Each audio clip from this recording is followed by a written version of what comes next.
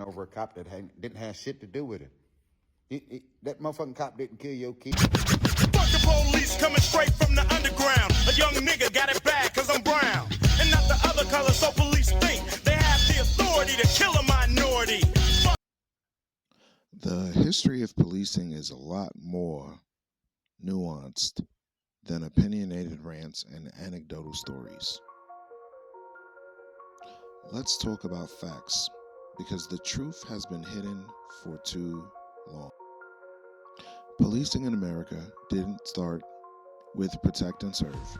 It started with slave patrols, armed men hunting down melanated bodies, trying to escape bondage.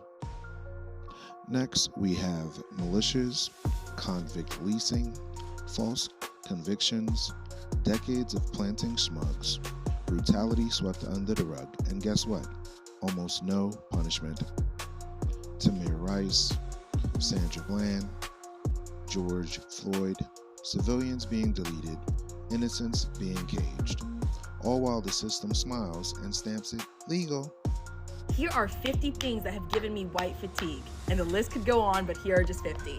Karens calling the police on black people for just existing, mass shooters being described as troubled young men, cultural appropriation without any appreciation, white people in locks talking about spirituality, all lives matter, I don't see color, white creators becoming famous for watered down versions of black culture, profiting off of black trauma on social media, weaponizing white tears, white savior complexes in real life and movies. I have a black friend as a get out of racism free card, white teachers punishing black students for being disruptive, gentrification marked as urban revitalization, being followed in grocery stores like you don't belong, police called because someone looks suspicious, white-led DEI training with no actual change, white people going viral for dances black people made, why is it always about race with you, the obsession with controlling black hair, the criminalization of AAVE in schools and work, centering whiteness in conversations that aren't about them, singing the N-word because it's just a lyric, the legacy of colonization and pretending it's ancient history, slavery being taught as a necessary evil, internment camps being brushed over in history class, the Trail of Tears being summarized in a paragraph,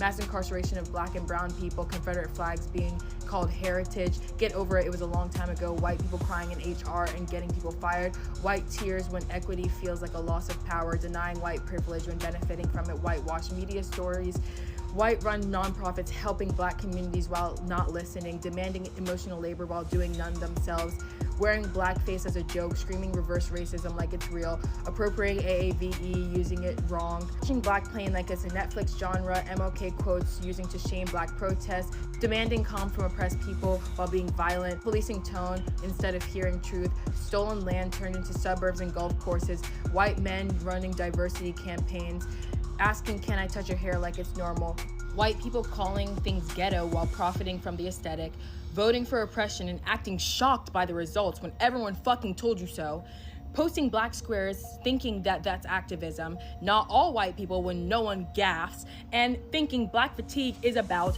you. Because a badge somehow makes injustice law. Now it's 2025, and the current president, he just signed an order militarizing local police, violating the Posse Comitatus Act and your civil liberties. Legal aid given pro bono to officers under investigation for violent crimes, while the poor rot in prison for poverty and pigmentation.